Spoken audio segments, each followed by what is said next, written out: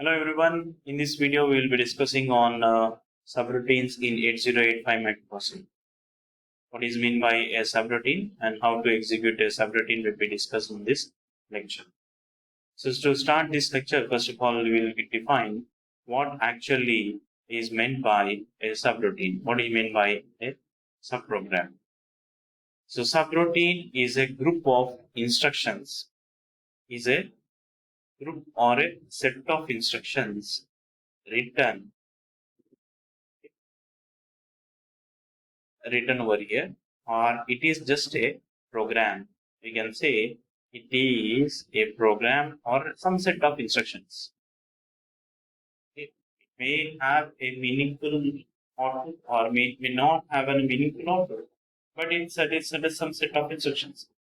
And it is not compulsory that it should be called n number of times. It may be called once, or it may be used, or it can be saved for rather, say different purposes.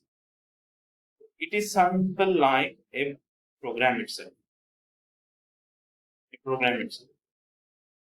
program address, whatever the starting address of the program is there, we need to locate the program address. So let's say this is my main program, and I have written the program number 2. This is my program number 1. So I can make this as a main program and this as a subprogram. Or I can make this as a main program and this as a subprogram. It depends on to this program, to the first program, whether I am going to give a call instruction to the second program, or in the second program, I am giving a call instruction over here.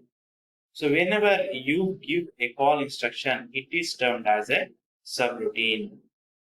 So here it is just a group of so all this would be related with two instructions.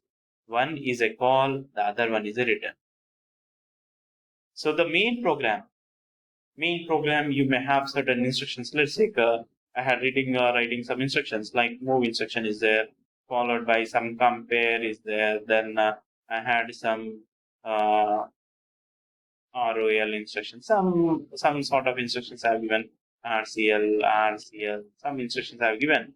Then I have given in an instruction called as call. Now this is the call of a subroutine. So here call followed by I have given an address as 0500. Now this is the memory address where my subroutine or the subprogram is been written. So this location, it will run the program until it sees a return over here. I should compulsory write a return. So whenever I write a return over here, what happens is that it stops executing the next instructions over here and it comes back to the main program executing the next instruction followed by the call instruction. This is the procedure which should be occurring in a subroutine. So every subroutine will be called using of a call instruction. And after the call instruction, every subroutine will be ended with the return instruction. Return in the instruction will come back to the main program. So here you may be going for either a the immediate address within the after few instructions of this one, or a longer duration, or whatever it is. So here, let's say this very much clear explanation is been brought up over here. So here we are running at now address at 2000. The main program is at address as what? 2000. 2000 address, we have kept an instruction called as call 0400. So what happens over here is that this 4000 is being stored into the temporary registers W and Z. Z and W would be holding the value of this program will be hold up in the W and Z register, temporary register, 4000 value. And the next address, which is nothing but 2003, would be stored into the stack segment. And you know that stack segment stack moves backward in this direction. Stacks have a backward direction. It goes on. So here, what happens over here is that once you give a value over here, it goes to the address, it decrements the stack pointer by 1 and it stores this value to 0. Then it stores the value over here as 0, 3. Like that way, it will store these values. Two values have been stored and it will point the stack pointer at the stack over here. So this one would be the stack pointer when you're going to look at the memory to this one. This is the how this is. We are not much bothered about what is happening over here in the stack. This is irrelevant. This is irrelevant. Now, major focus is on this one, call. So when you go for a call, 4000, what is happening over here? It is going to the subroutine given by address as what? 4%. There, it will execute the subprogram. It will execute the program which is there in this 4000 address. Once it executes this one, it will see, it will read at all this one. And once it sees this, return it the subprogram. This is a subprogram which started with the at 4000 address.